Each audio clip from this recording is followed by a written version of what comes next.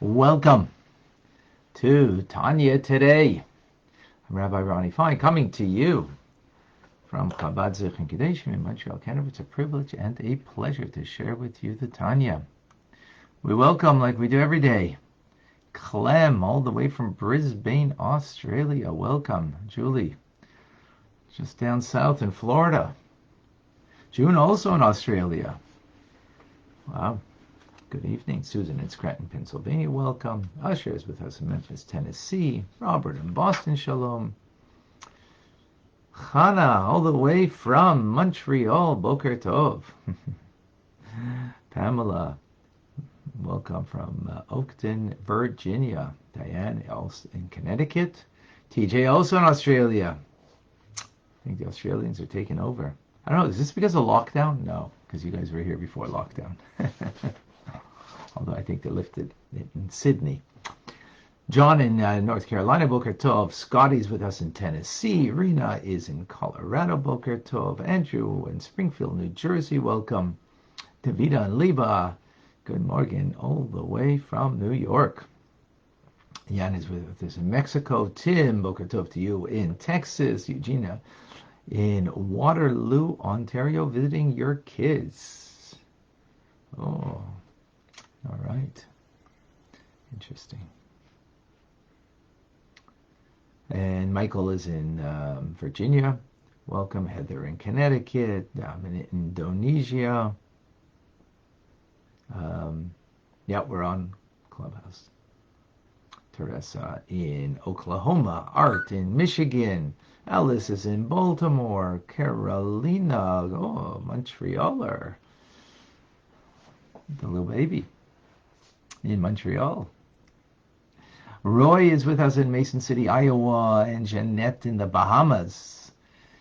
Jay in Derby, Kansas. And in Pakistan, Maria. Okay, wonderful. We have Vilma with us, Jennifer on Clubhouse, Moshe, David, Benjamin, Lindsay, Tim, Shamim. Instagram, we have Johnny, we have Yenta Talabenta, we have Bezura, we have Sarah. Okay.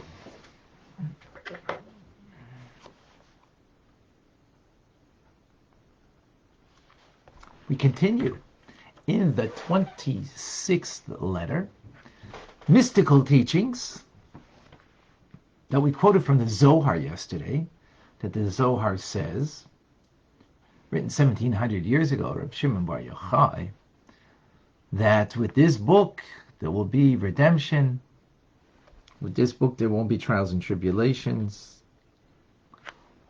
because this is the book of life. Taken from the tree of life, as opposed to when we deal with that which is permitted, that which is not, that which is kosher, not kosher, pure, impure, is an expression of the tree of knowledge of good and evil. That was the basic idea, and yesterday the Alter Rebbe says, well, what does that mean? On a surface, it might sound like there's a differentiation between the Torah that we study. So the Torah we're studying right now is mystical teachings. And mystical teachings, as the Zohar, are the tree of life. Whereas studying the Rambam, which we will do today, God willing, at 1 p.m., and studying Talmud, Mishnah, and the like, is an expression of the tree of knowledge of good and evil. That's what a person might think. But in fact, it's not. The Alter Rebbe says, very simply, we say, Eitz Chaim Hilam Achazikim Ba, when we lift up a Sefer Torah, when we say that this is the tree of life, that hold on to it. In other words, all of Torah is the tree of life, not just the mystical teachings. Furthermore, we see that prayer is based on mystical Kabbalistic teachings, and yet the great sages of old, that when they would study even laws of torts and damages, purity, impurity, they wouldn't stop for their prayers because of their lofty study. Furthermore, the Rabbi Shimon Bar Yochai himself, who was hiding from the Romans in a cave for 12, 13 years, together with his son Elazar, they probably spent 2-3 months learning the Zohar, and the rest of the time they were studying Talmudic teachings, the Mishnah, with the arguments back and forth. So we can't say that. Furthermore, today, the Alter Rebbe continues, and we're just going to have questions on this, and then tomorrow we start to give an explanation about the Torah and what it is an expression of, and the distinction between mystical, Kabbalistic, Hasidic teachings and, so to speak, the do's and don'ts of Jewish teachings. So the Alter Rebbe says it's further cause for that's exceedingly amazing that one would think that there's an element of Torah that would be considered the tree of knowledge of good and evil and not the tree of life. Can you say that? When Mashiach will come, so evil will be eradicated. Yet in the times of Mashiach, people will still need to know the ritual prohibition and permission, impurity and purity. We're going to need to know that in the times of Mashiach. There'll be slaughter of sacrifices. How are we going to know what it means, proper slaughter, that you don't press the knife, you don't pass the knife, you have to pass the knife properly, you don't pause and interrupt. A person's not born with the very nature that they can know how to slaughter properly and to do it appropriately. Even the knife itself needs to be perfect and unblemished. So these are physical impossibilities that will just happen on their own.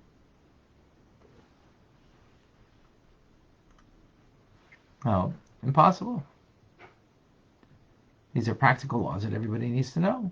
Furthermore, there's laws of, the offerings, that, the fat, the blood, and other prohibitions that you're going to need to know these laws. We'll also need to know about, the first part of Mashiach. There is a young person will die at 100, but you'll still need to know the laws of purity and impurity. And likewise, a woman who gives birth, there'll be laws of purity and impurity in regards to the birth. The Alter Rebbe says there's no need to dwell on something that's so obvious, and it's so full of, in the teachings of the Talmud, that says Hilchas de Mashiach, that these are laws for the times of Mashiach, that Eliyahu will come and he'll clarify, doubts, teku, that Eliyahu Navi is going to come and clarify. So we see very clearly that these things will be studied then. A point that was made in the Zohar that, now we study it, but then in times of Mashiach, purity will remove from the world, so we don't need to study. No, we'll still be studying those things. Absolutely. Why? Because it's the tree of life. And even the statement that Torah scholars will not be sustained by the illiterate and so on. Well, even in the times of the Second Temple, the scholars had their own fields and sustained themselves. So they didn't study that which was ritually pure and impure, fit, unfit, because they had illiterate people helping them, serving them, and taking from their property produce, and therefore they had to make sure that it was done properly. No, they had their own fields. So they didn't study this because it was only in order to know, for the, to make sure that the ignorant is doing things appropriately.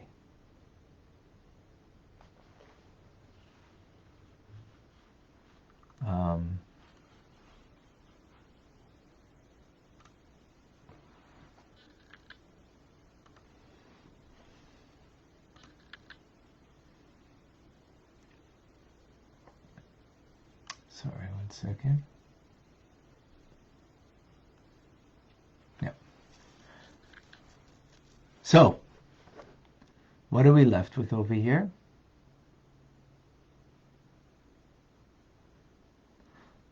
That in the times of Mashiach, we're going to be studying all parts of Torah. That which is pure, impure, prohibited, permitted. Why are we going to study it? Because it's part of Eitz Chaim Hi, of the tree of life. It's not from the tree of knowledge of good and evil, which is an admixture of good and evil. It is the tree of life. And whoever holds on to it gets life. That's really the end of today's class. It's very short. So, a take home for this. Often we study Torah, or we study anything in life. Well, actually, people go to school, not so much for the knowledge, but for the, the diploma that they get afterwards. So it enables them, to get a job, gives them prestige, gives them status. It's not an end in itself, the study. It's a means to an end.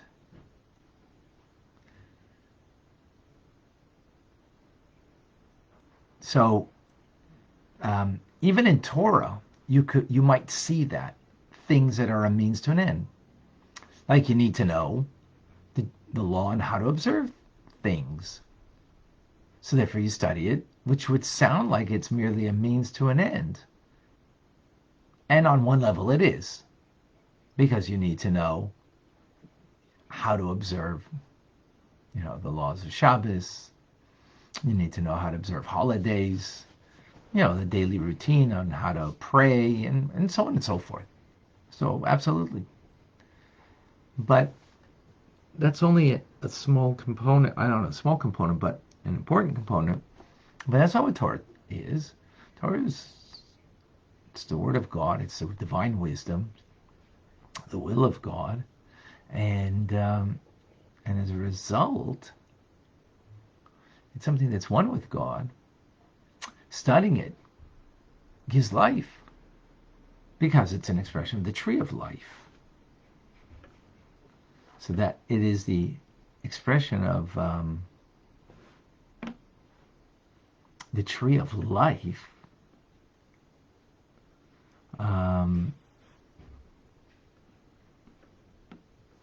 That's an end in itself, because just by learning, you're bound up with God. So when we study Tanya, we probably feel it more than when we study maybe Rambam or the Talmud, because there it's sort of about how to do things and how to not do things, or the right way to do things. Whereas when we study Tanya, it's more about a sense of connection to God, because we're always in reference, to our divine connection.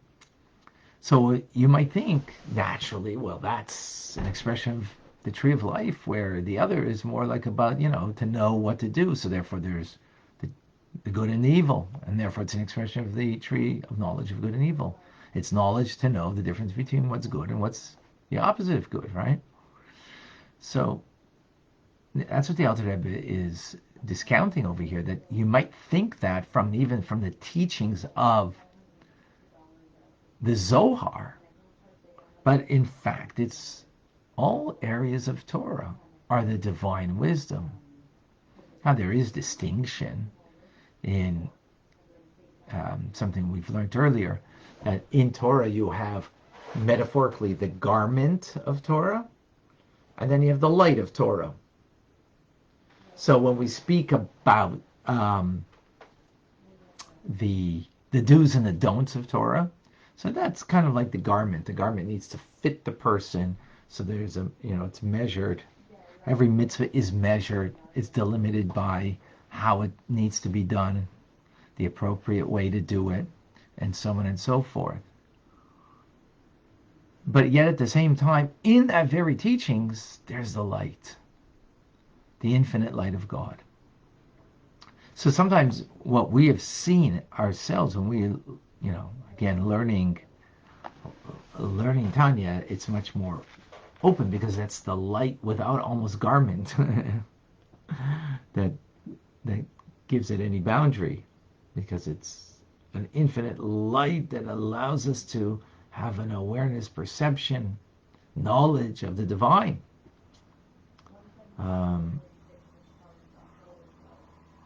And so it's more clear that this is the tree of life and we're illuminated by it, uplifted. But when you look deeper into the garment, behind the garment is also a hidden light. It's make a little more difficult, more challenging. We have to be able to see it. But it's there. It's there. Oh.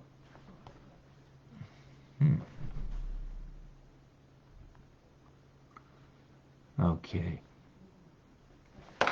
Any questions, any comments, any thoughts on today's class? Brief.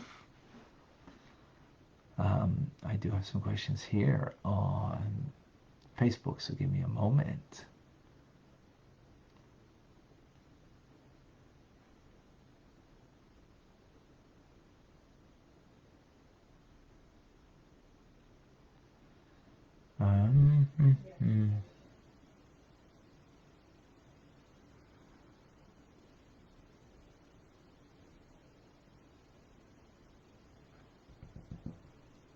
Julie, so what does happen when and after Mashiach comes? Well, Mashiach, Messianic era, means a time where God's presence will be very obvious, where today it's not. Right? It'll be very obvious to the naked eye. There'll be peace on earth. There'll be plenty for everyone, materially, because spiritually there'll be plenty of light, plenty of goodness, plenty of godliness.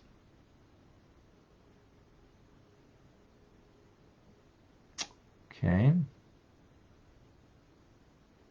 David, when Mashiach comes, isn't everything unveiled? Yes, if it wouldn't. Oh, yeah, exactly.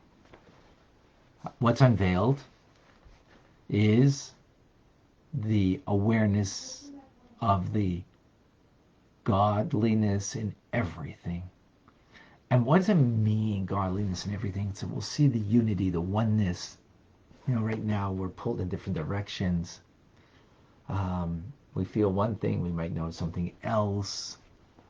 Our attention is divided, right? Things that we worry about. Why do we worry? Because we don't know what's going to be. But if you know what is, and you sense the presence of the divine in the moment that you're living, and in every moment you appreciate and are aware of the divine, you won't worry. If you're not going to worry, and you're not going to be anxious, and you're not going to be wanting something that is not of yours, because you clearly appreciate what's yours, and you clearly sense and have an awareness of the boundaries in everything. So what will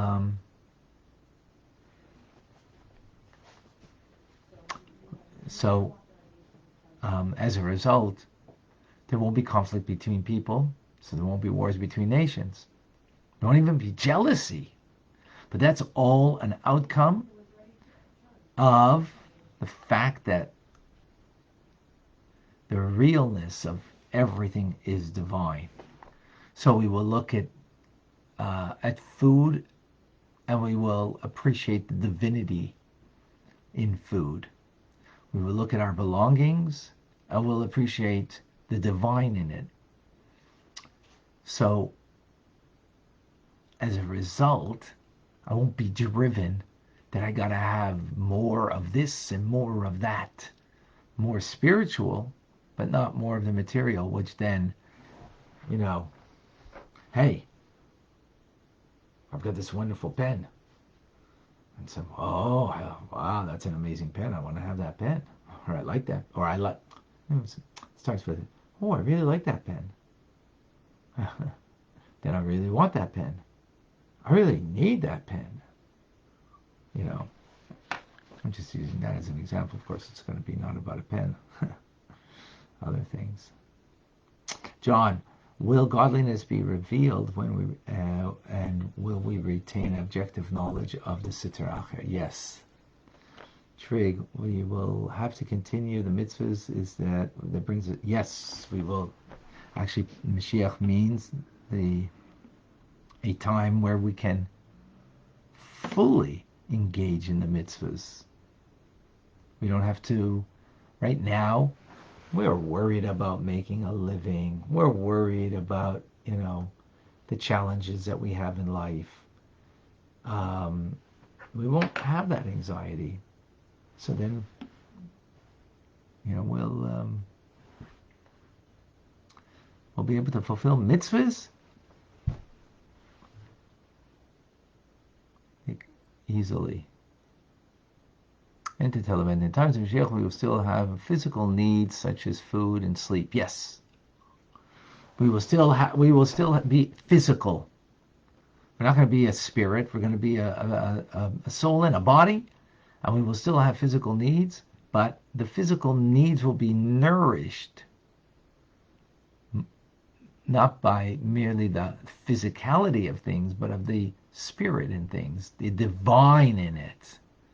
We will sense the divine, which is the truth now. That's what is giving us.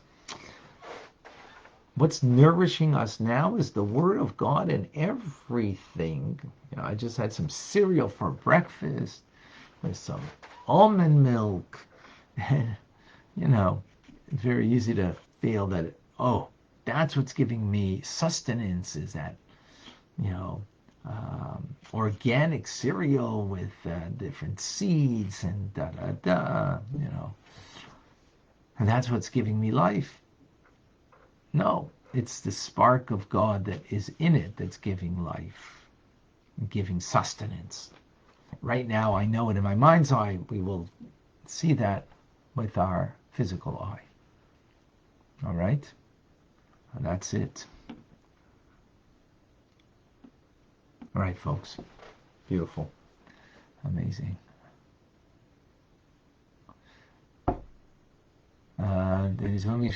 There will be death in the world. At the beginning, there'll be death, yes.